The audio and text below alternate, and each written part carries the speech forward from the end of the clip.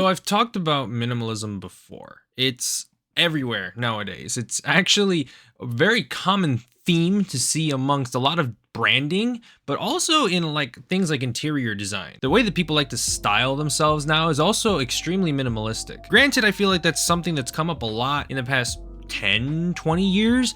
And now with Gen Z, it almost seems like there seems to be somewhat a bit of a reverse. I wouldn't say it's a full reverse, but I've kind of noticed there's been a lot more of my generation that's been trying to kind of be a lot more individual, while at the same time keeping a lot of minimalistic tones. But in this case specifically, I'm talking about in things like branding. So I recorded this video probably a month or so ago. Apologies for the tardiness, a lot happening in personal life, but we're good, we're back, we're chilling. But I wanted to come in here like future yes and just coming back for a quick second here, because the whole video is about minimalism and like really shitty rebranding. And a company just so happens to have just done that.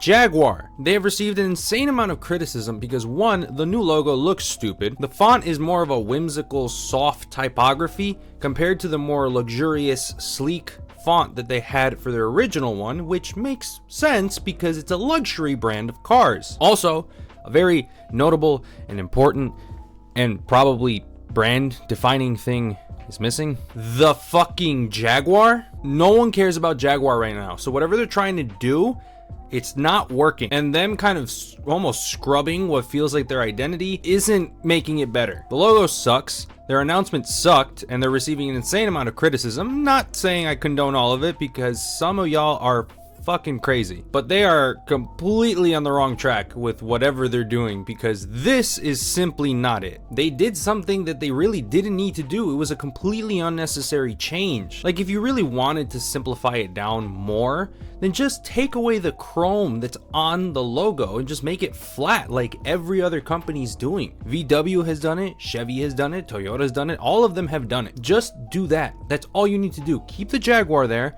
keep the font, it already defines everything perfectly fine, just flatten it. If that's really what you want to do, just do that. Everyone else has done it. Instead, you decided to go different, and not a good different. Decided on a typography, said fuck it, and plastered it everywhere. Like that was really going to work. And now they're getting trolled. All right, back to our previously scheduled content. I meant to do this earlier, but about a month or so ago, PayPal unveiled their new logo. And it looks kind of like shit. I mean, let's be real. I could go right into just about any piece of software, whether it's fucking Microsoft, Adobe, it doesn't fucking matter. For fuck's sake, I could do it right here in OBS if I wanted to. And I say all this because, well, the original PayPal logo already kind of was pretty minimalistic. It's very simple and to the point, and it had a fucking logo next to it. Now it's just a typeface. But the question is why? What's the fucking point? Minimalistic designs have usually been done to improve branding, to be able to be put on more things without looking clunky and weird.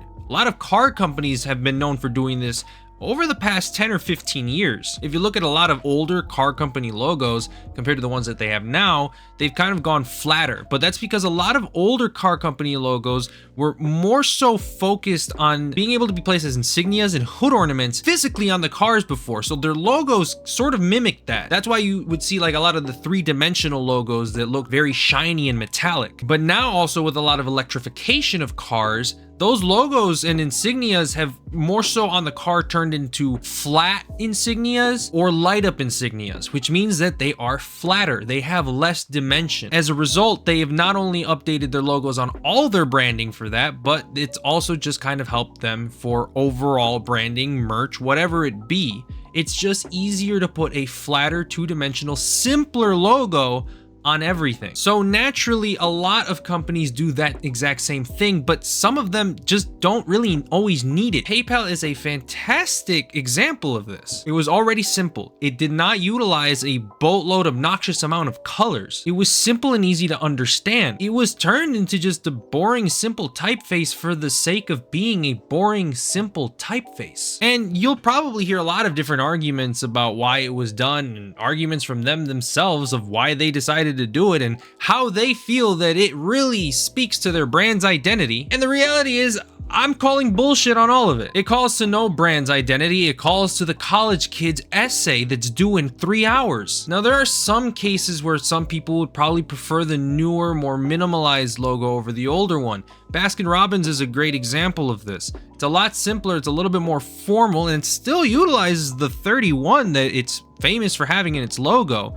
But Baskin-Robbins has also always built themselves off being a bit more of a whimsical brand, and I feel that their older logo is already simple enough and easy enough to brand and fits the brand's identity a lot better. There's also a point where if you start minimizing a logo too much, it just isn't what it's supposed to be anymore. Firefox is a fantastic example of this, and there was a whole lot of controversy about that when that happened. I mean, it went from an actual fox on fire, like around the world, to being a fucking orange furry tail. Or what about Gap? Sure, their logo from before wasn't exactly groundbreaking, it wasn't fantastic or anything, but they were known for it, and it was at least decently formal looking. It was a fairly distinct serif font as well. It looked nice, it was presentable. And then they went to this shit, just a kind of normal sans serif font with a blue gradient square. Honestly, it almost feels like this logo is kind of like what the process of me trying to create my logo went like. Some logos do make improvements though. Pfizer is one that I think made a big improvement. Pulled themselves right out of that oval and they kept the same font.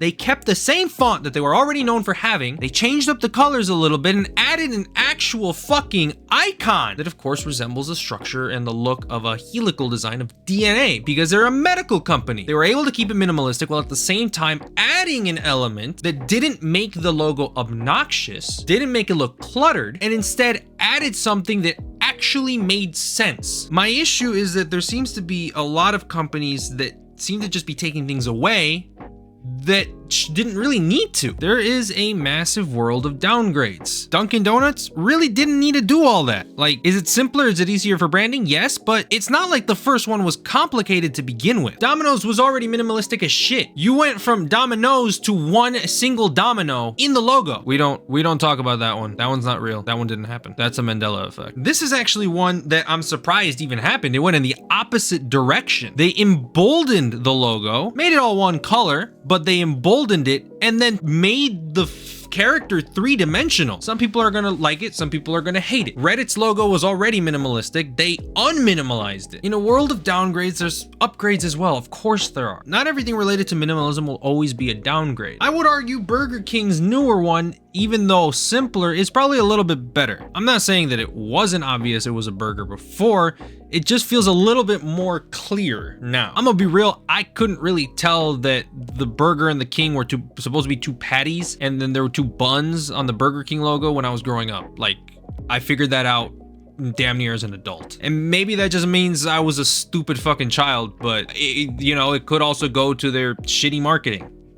No one likes Burger King anyway. I would make the argument that the Wendy's logo was an upgrade. It kept the prime figure of the logo there, simplified her a little bit to help with branding, and then made the actual typography a lot more whimsical. The Brooklyn Nets, that was a fucking downgrade. It doesn't even look like a net anymore. It barely looks like a backboard. Needless to say, in the world of graphic design, there's a lot of L's, and companies make them all the time. That's just reality sometimes, and as much as the PayPal logo now pisses me off, it'll never be as bad as experiencing the launch of Ninja's new logo. What the hell is this? What am I looking at? What the fuck is this? So for anyone looking to get into design, make sure to remember for the future, don't make shitty, minimalistic logos.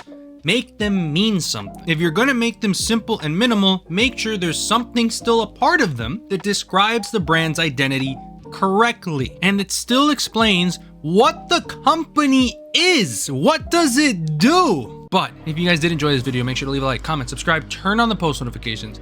Follow me on all my social medias. All those links are down in the description. And I hope that wherever you guys are, whenever you guys are watching today's video, you have a great and wonderful day. See you guys in the next one. Peace out.